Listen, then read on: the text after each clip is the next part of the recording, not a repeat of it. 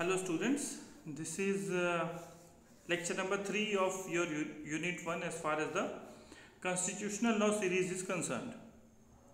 In the previous lecture we tried to understand the history behind the incorporation of fundamental right in our constitution, and we also looked upon the definitions given in various landmark cases as far as the definition of fundamental right is concerned.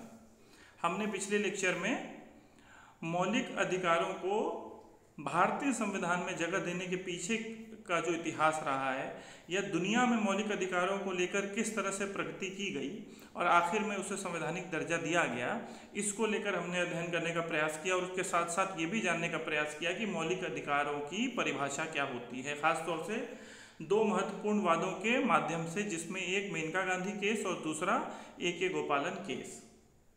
आज के lecture में हम अगले topic पे जाएंगे और the next topic is the definition of state for the enforcement of fundamental rights. जैसा कि आप सिलेबस में देख सकते हैं, अगला टॉपिक है state, meaning of state. Meaning of state की जरूरत क्यों है? क्योंकि मैंने आपको पिछले लेक्चर में ही बताया था कि हमारा पार्ट थर्ड आर्टिकल 12 से आर्टिकल 35 तक प्रोवाइडेड है। तो इसमें न सिर्फ वो various categories of fundamental rights बताए गए हैं, बल्कि ये भी बताया गया है कि वो फंडामेंटल राइट किसके खिलाफ इस्तेमाल किया जा सकता है, और वो इस्तेमाल किया जाता है the fundamental right are made enforceable और are exercised against the state action. वो राज्य के कृत्यों के विरुद्ध इस्तेमाल किया जाता है। तो वो राज्य क्या है, राज्य की परिधि क्या है, राज्य की परिभाषा क्या है, वो आर्टिकल 12 में अनुच्छेद 12 में परिभाषित है। तो आज हम ये जानने का प्रयास करेंगे, क्योंकि मौलिक अधिकार फंडामेंटल राइट स्टेट एक्शन के खिलाफ मिलते हैं, इंडिविजुअल एक्शन के खिलाफ नहीं। In most of the cases कुछ ऐसे मामले जरूर हैं जहां पर, जैसे एबोलिशन ऑफ अनटचेबिलिटी की बात आर्टिकल 7, वो आप इंडिविजुअल एक्शन पर भी एक्सरसाइज कर सकते हैं। अगर कोई व्यक्ति अगर आपके साथ डिस्क्रिमिनेशन कर रहा है, किसी जगह प्रवेश नहीं या किसी पब्लिक प्लेस को यूज़ करने के लिए आपको रोक रहा है, इस तरह की चीज़ें जो हैं, तो वहाँ पर आप इंडिविजुअल के खिलाफ भी इस्तेमाल कर सकते हैं। लेकिन ज़्यादातर केसेस में, most of the cases, it is exercised against state action. और इसके दोनों पॉजिटिव और निगेटिव एस्पेक्ट हैं, यानी कि स्टेट को फंडामेंटल राइट्स के माध्यम से कुछ करने से मना भी किया गया है और कुछ मामलों में कुछ करने को कहा भी गया है। जैसे कि आर्टिकल 14 देखेंगे आप, 15 देखेंगे, 16 देखेंगे, ये निगेटिव एस्पेक्ट में, यानी स्टेट को ऐसा नहीं करना है, स्टेट को डिस्क्रिमिनेशन नहीं करना है।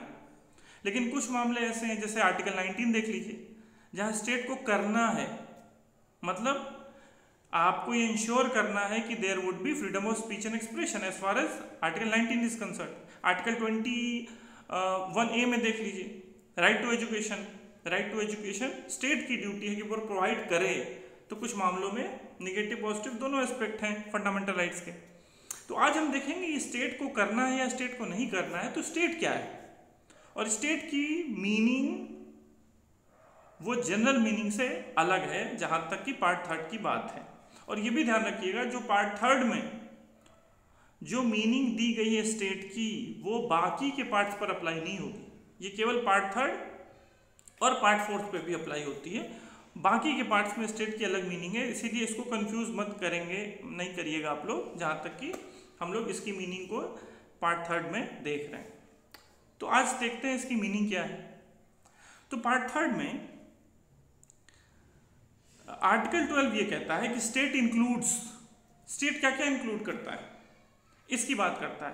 पहला ये कहता है state includes government and parliament of India, Bharat की सरकार और भारत का संसद, ये राज्य की परिधि में आता है। दूसरा, state includes the government and legislature of every state, राज्य की जो गवर्नमेंट है यानी एग्जीक्यूटिव, और राज्य की जो विधायिका है, जो लेजिस्लेचर है, वो इंक्लूड करता है।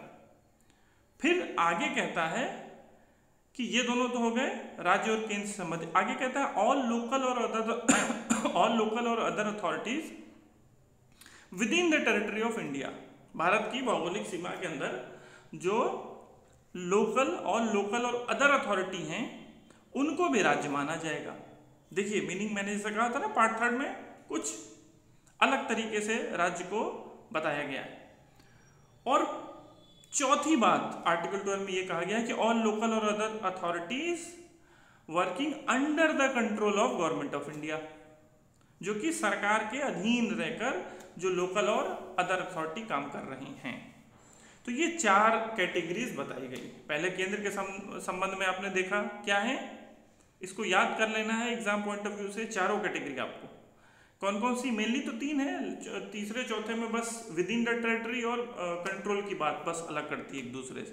पहला क्या है, parliament and government of India, दूसरा लेजिस्लेचर गवर्नमेंट ऑफ स्टेट, तीसरा लोकल और other authorities with in the territory of India, और चौथा लोकल और other authorities under the control of government of India. ये आपको याद रखना है। ये 4 कैटेगरीज स्टेट की आपको याद रखनी है। अब बात क्या आती है कि जहां तक पार्लियामेंट और गवर्नमेंट ऑफ इंडिया की बात है, यहां पर आपको कोई डाउट नहीं होगा। दूसरा, जहां पर स्टेट की बात की गई है, स्टेट गवर्नमेंट कौन, जो राज्य को चलाते हैं एग्जीक्यूटिव, और उनके अंडर में जो फंक्शनरीज काम करते हैं वो स्टेट एग्जीक्यूटिव में आ गए, और लेजिस्लेचर जो कानून पास करने का काम करती है। तीसरी कैटेगरी क्या कर रही है, ऑल लोकल और अदर अथॉरिटीज।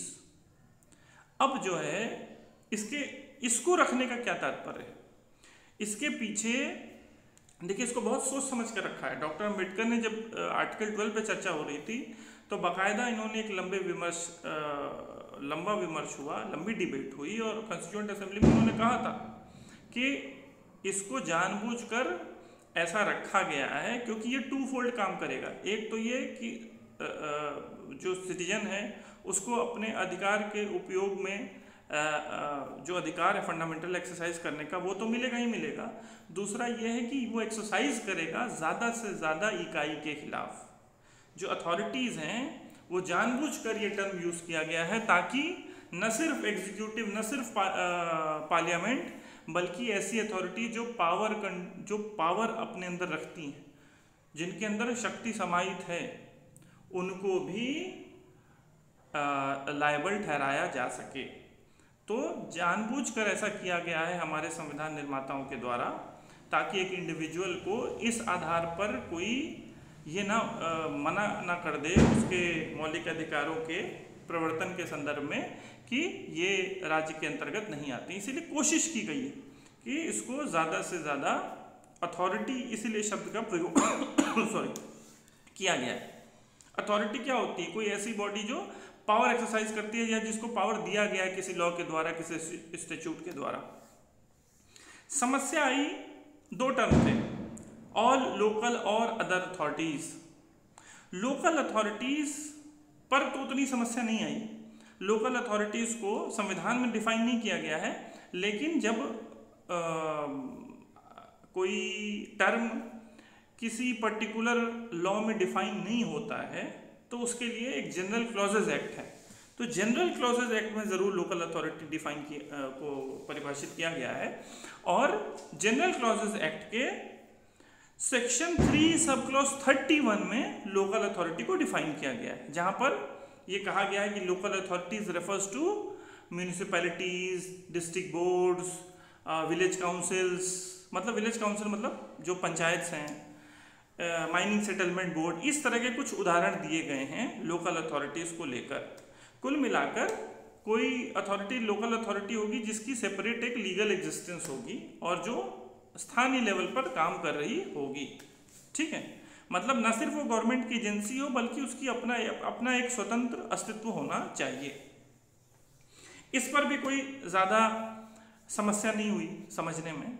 समस्या कहाँ हुई, जहाँ पर अदर अथॉरिटीज़ की बात आई। अदर अथॉरिटीज़ को कॉन्स्टिट्यूशन में कहीं डिफाइन नहीं किया गया है। अदर अथॉरिटीज़ को कॉन्स्टिट्यूशन में, it has not been defined in constitution और any other statute for that matter. अब चूंकि डिफाइन नहीं किया गया है तो ऐसे मामलों में कौन सी अथॉरिटी होती है जो इंटरप्रेट करती है, जो डिफाइन करने का काम करती है, जहाँ पर कोई लॉ साइलेंट होता है। वो है जुडिशरी। जुडिशरी की फिर ये रिस्पॉन्सिबिलिटी बन जाती है कि उसको किस तरीके से समझा जाए। तो सबसे पहली कोशिश या सबसे पहला मैटर इस अदर अथॉरिटीज़ को समझने में जो इम्पोर्टेंट था, वो जो केस रिलेटेड इससे, वो है university of Madras versus Shantabai का case. University of Madras versus Shantabai का केस, इस केस में ये कहा गया था, इस केस को मद्रास हाईकोर्ट ने डिसाइड करते हुए ये कहा था कि अगर अदर अथॉरिटीज़ को समझना है तो हमें प्रिंसिपल ऑफ इजस्टम जनरिस को लगाना पड़ेगा। प्रिंसिपल ऑफ इजस्टम जनरिस मतलब सजातीयता का सिद्धांत, ऑफ लाइक नेचर इसका मतलब होता है। मतलब कि अगर हम ट्रक की बात कर रहे हैं तो बस को उसके साथ जोड़ा जा सकता है, टैंकर को उसके साथ जोड़ा जा सकता है, जो भी भारी 4 पहिया 8 पहिया वाहन है उसको एक साथ जोड़ा जा सकता है। कार की बात कर रहे हैं तो कार की तरह 4 व्हीलर जो काम आप जीप जोड़ लीजिए या एक्सयूवी जोड़ लीजिए, सिडान मॉडल जोड़ लीजिए, ये क्या हो गई जस्डम जनरस के प्रिंसिपल के आधार पर।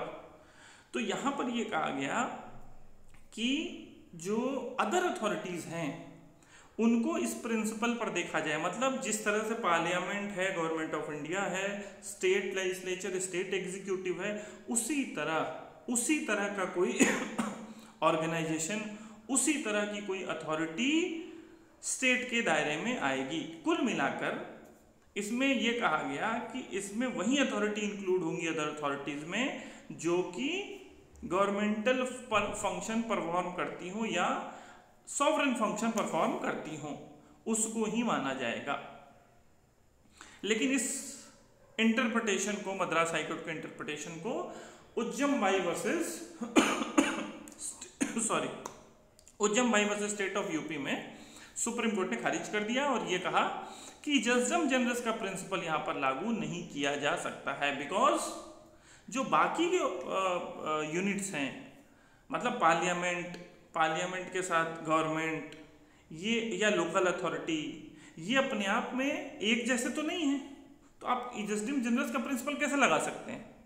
जब टैंकर होगा, ट्रक होगा, फिर तो बस को उसके साथ जोड़ सकते हो। जब पार्लियामेंट और एग्जीक्यूटिव अलग अलग है, फिर लोकल अथॉरिटी आ जा रहा है, तो ये जस्डम जनरस के प्रिंसिपल पर आप कैसे पता कर सकते हैं कि अदर अथॉरिटी में कौन सी अथॉरिटी आएगी या इसको स्टेट मानने के कब माना जाएगा किसी अथॉरिटी को?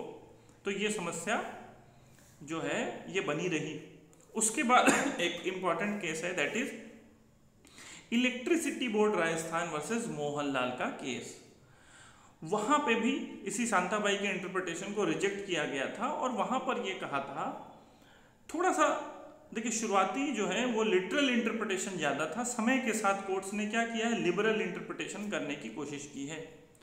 तो यहाँ पर इस केस में, इलेक्ट्रिसिटी बोर्ड राजस्थान के केस में, कोर्ट ने ये कहा कि अदर अथॉरिटीज़ के अंदर वो अथॉरिटीज़ भी आएंगी जिसको गवर्नमेंट के द्वारा, जिसको किसी कॉन्स्टिट्यूशन के द्वारा या किसी स्टैट्यूट के द्वारा क्रिएट किया गया है, किसी कॉन्स्टिट्यूशन के द्वारा या स्टैट्यूट के द्वारा, और जिसके ऊपर लॉ के द्वारा कोई पावर दी गई है, वो किसके अंदर आ जाएंगी? वो स्टेट के दायरे में आ जाएंगी। यहाँ पर ये ज़रूरी नहीं है कि वो किसी गवर्नमेंटल या किसी सॉवरेन फंक्शन को परफॉर्म कर रही हो। तो आप देखिए थोड़ा सा लचीला रुख यहाँ पर कोर्ट ने अख्तियार किया है। इसके बाद we move on to the next case. Next case कौन सा? देखिए इसमें स्टेट की डेफिनेशन में 5-6 केसेस आपको याद रखने हैं, खास तौर से जब लॉन्ग में क्वेश्चन आता है। लॉन्ग में अदर अथॉरिटीज को लेकर जरूर, अगर जब सवाल स्टेट पर आता है तो अदर अथॉरिटीज को लेकर जरूर क्वेश्चन पूछा जाता है। इसीलिए 4 से 5 केसेस आपको, और वो भी सीरियल ऑर्डर में याद करने हैं। पहला जैसा मैंने कहा शांताबाई का केस, फिर उज्जमबाई का केस, अब यहाँ पर धीरे धीरे इलेक्ट्रिसिटी बोर्ड राजस्थान में थोड़ा लिबरल रवैया हुआ। उसके बाद एक इंपॉर्टेंट केस है सुखदेव सिंह वर्सेस भगत राम का केस, ये 75 का केस है। और यहाँ पर ये कहा गया कि अगर किसी अथॉरिटी को स्टेट मानना है तो वहाँ पर ये देखना होगा कि वो अथॉरिटी अगर पब्लिक इंपॉर्टेंस का कोई काम कर रही है या कोई ऐसा फंक्शन परफॉर्म कर रही है जो गवर्नमेंट फंक्शन से क्लोजली रिलेटेड है, अगर ऐसा फंक्शन परफॉर्म कर रही है जो पब्लिक इंपॉर्टेंस का है और गवर्नमेंट फंक्शन से मिलता जुलता है, तो उसको एजेंसी, शब्द याद रखिएगा, एजेंसी और इंस्ट्रूमेंटेलिटी ऑफ स्टेट माना जा सकता है। एजेंसी और इंस्ट्रूमेंटेलिटी ऑफ स्टेट माना जा सकता है। तो देखिए कहाँ सॉवरेन फंक्शन की बात, फिर कॉन्स्टिट्यूशन और स्टेट स्टैट्यूट के द्वारा बनाने की बात, और अब क्या कहा गया है, अब उसके में फंक्शन को देखना है। फंक्शन अगर गवर्नमेंटल नेचर का है या पब्लिक इंपॉर्टेंस का है तो उसको एजेंसी और इंस्ट्रूमेंटेलिटी, ये शब्द पहली बार प्रयोग में लाया गया था कि उसको स्टेट माना जा सकता है with in the meaning of article 12।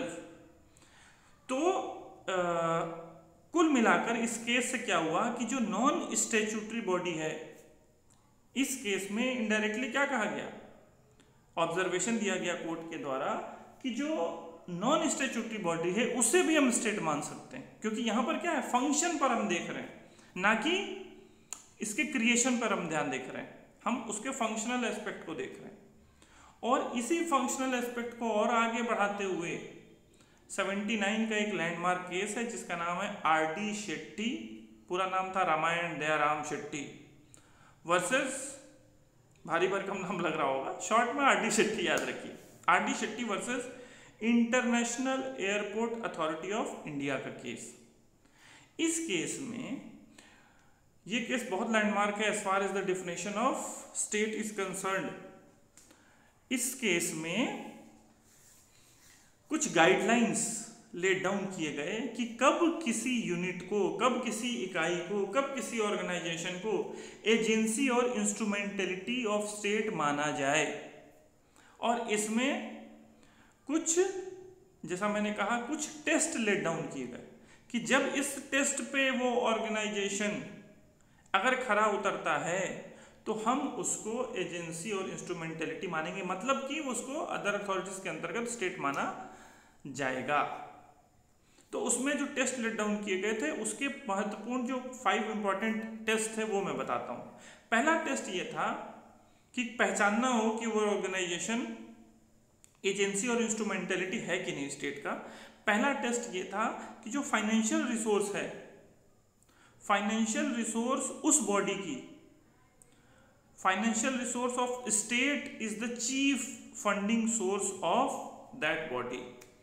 उस संघ की, उस ऑर्गेनाइजेशन की, उस बॉडी की जो फाइनेंशियल सोर्स है, जो आर्थिक स्रोत है, वो स्टेट की तरफ से आ रहा हो। ठीक है, ये पहला टेस्ट है पता करने के लिए कि ये अदर अथॉरिटीज एजेंसी और इंस्ट्रूमेंटेलिटी है कि नहीं। फिर दूसरी बात कि existence of deep and pervasive state control, मतलब ये नजर आना चाहिए कि राज्य की किसी ना किसी तरह से उस बॉडी में, उस ऑर्गेनाइजेशन में कोई गहरी पकड़ है। थर्ड पॉइंट या थर्ड टेस्ट ये कहा गया था कि जो फंक्शनल कैरेक्टर है उस बॉडी का वो गवर्नमेंटल होना चाहिए, वो गवर्नमेंटल होना चाहिए। जो उसका फंक्शनल कैरेक्टर है, जो एक्चुअल में वो बॉडी वर्क परफॉर्म कर रही है, वो इन इसेंस गवर्नमेंटल होना चाहिए। ये 3 हो गए। चौथा ये कहा गया कि the department of government is transferred to the body और दैट कॉरपोरेशन, मतलब कि स्टेट की कोई डिपार्टमेंट, स्टेट के डिपार्टमेंट का मान लीजिए कोई अधिकारी है, वो ऑर्गेनाइजेशन इस तरह का हो कि स्टेट का कोई ऑफिसर, कोई डिपार्टमेंट को वहां से वहां ट्रांसफर किया जा सके। कुल मिलाकर क्या बता रहा है कि किसी तरह का रिलेशन हो। फिर पांचवा ये कह रहा है कि जो स्टेट के द्वारा उस बॉडी को क्या कोई मोनोपोली स्टेटस दिया गया है। मोनोपोली स्टेटस का मतलब कि किसी मामले में क्या किसी बिजनेस को लेकर, किसी काम को लेकर क्या एकाधिकार दिया गया है उस संघ को, उस बॉडी को स्टेट के द्वारा अगर दिया गया है तो वो एजेंसी और इंस्ट्रूमेंटेलिटी मानी जा सकती है। हालांकि इस टेस्ट में ये भी कहा गया था इस केस में कि ये जो टेस्ट है, the test is not conclusive in nature. Conclusive का मतलब कि यही 5 कैटेगरीज नहीं है, इसके अलावा और भी कैटेगरीज बनाई जा सकती हैं, लेकिन मूलतः एक आइडिया बनाने के लिए कि कब किसी बॉडी को एजेंसी और इंस्ट्रूमेंटेलिटी माना जाएगा, उसके लिए ये 5 टेस्ट लेट डाउन किए गए थे। और इसी के माध्यम से इस आर.डी. शेट्टी को मैंने क्यों कहा कि लैंडमार्क केस है, कि उसके बाद जो केसेस आए हैं उनमें इसी टेस्ट के आधार पर पता किया गया है, जो इस टेस्ट के आधार पर फिट बैठ रहा है, मतलब उस टेस्ट के आधार पर ये लग रहा है कि हाँ ये चीज़ें हैं, तो उसको स्टेट मान लिया गया, एजेंसी माना गया, यानी स्टेट के रूप में डीम कर लिया गया, या उसको नहीं माना गया। तो ये cases right from Shantabai to R D. Shetty आपको याद रखने हैं। ये स्टेट की डेफिनेशन में ये सारे केसेस इंपॉर्टेंट हैं। और जैसा मैंने कहा कि आर.डी. शेट्टी के बाद कुछ टेस्ट इसी टेस्ट को देखते हुए डिसाइड किया गया, जैसे एनसीईआरटी का मैटर हो, चाहे और भी ऑर्गेनाइजेशन का बीसीसीआई का मैटर हो, जी टेलीफिल्म, कई सारे ऐसे केसेस तमाम आए। उन सारे केसेस की डिटेल्स में हम नहीं जाएंगे। जैसे एक केस इंपॉर्टेंट है अजय हासिया वर्सेस खालिद मुजीब का केस। यहाँ पर एक सोसाइटी जो कि सोसाइटी रजिस्ट्रेशन एक्ट में रजिस्टर्ड थी, उसको इसी टेस्ट के अकॉर्डिंग चेक किया गया और ये पाया गया कि वहाँ पर सोसाइटी जो है उसको हम स्टेट मान सकते हैं, स्टेट मान सकते हैं। लास्ट में एक और स्टेट के रिगार्डिंग बात कहनी है मुझे। जुडिशरी को लेकर जरूर सवाल आता है कि whether judiciary is considered to be a state within the meaning of state defined under article 12 और नॉट। अनुच्छेद 12 के अंतर्गत क्या न्यायपालिका को राज्य की परिधि में शामिल किया जा सकता है या नहीं किया जा सकता है? तो इसके रिगार्डिंग 2 से 3 इंपॉर्टेंट केसेस हैं जो आपको देखना है। पहला केस है Naresh versus state of Maharashtra का, 60s का केस है, आई थिंक 67 का केस है if I am not wrong. Naresh versus state of Maharashtra में कोई डेफिनेटिव बात तो नहीं की गई। उसमें कोर्ट ने ये कहा कि even if judiciary is a state, even if judiciary is a state, a writ petition cannot be maintained in the Supreme Court against the order of the High Court। भले ही न्यायपालिका राज्य हो, लेकिन हाई कोर्ट के आदेश के खिलाफ कोई याचिका सुप्रीम कोर्ट में दाखिल नहीं की जा सकती है। मतलब इस आधार पर नहीं की जा सकती कि वो फंडामेंटल राइट का ब्रीच कर रहा है। तो कुल मिलाकर इसमें इनडायरेक्टली ये कहा गया कि उसको स्टेट के दायरे में नहीं रखा जा सकता। आप इस तरीके से समझ सकते हैं। उसके बाद एक केस है, वो है Antule versus AR Antule versus RS नायक का केस।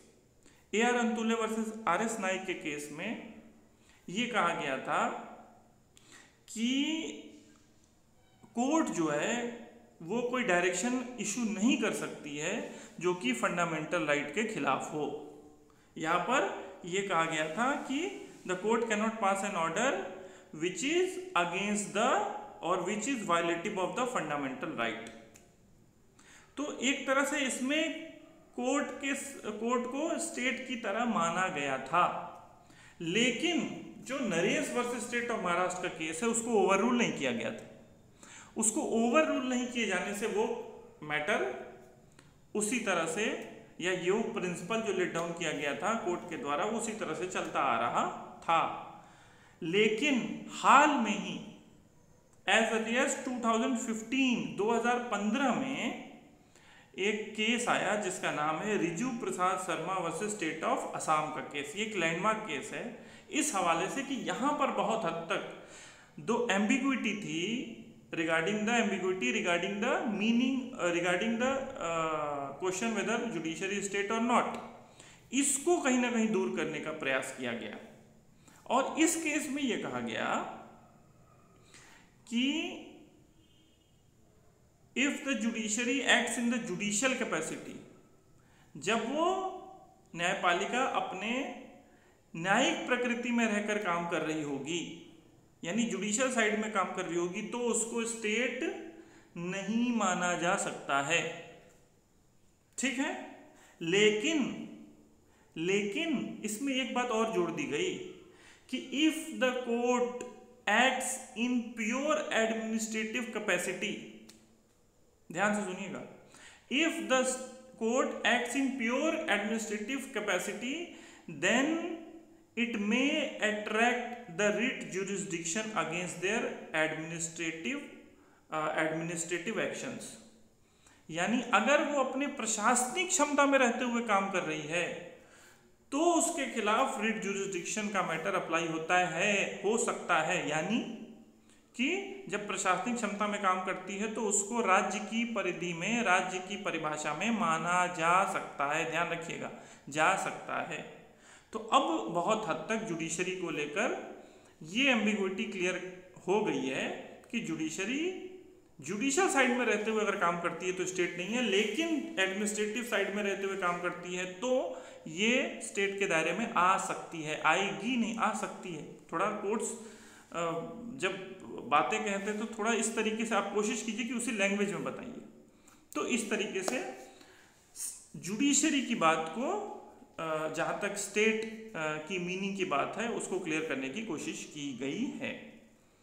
तो आज के लेक्चर में हम मीनिंग ऑफ स्टेट तक ही अपनी बात को रखते हैं। In the next lecture we will start with the topic that is judicial review, which is provided under Article 13, and we will also see various principles involved under Article 13। उसके अंतर्गत कौन कौन से प्रिंसिपल्स हैं, संविधान पूर्व विधियां, संविधानोत्तर विधियां, उसको हम लोग अगले लेक्चर में देखेंगे। तो आज के लेक्चर में स्टेट तक। Thank you all of you.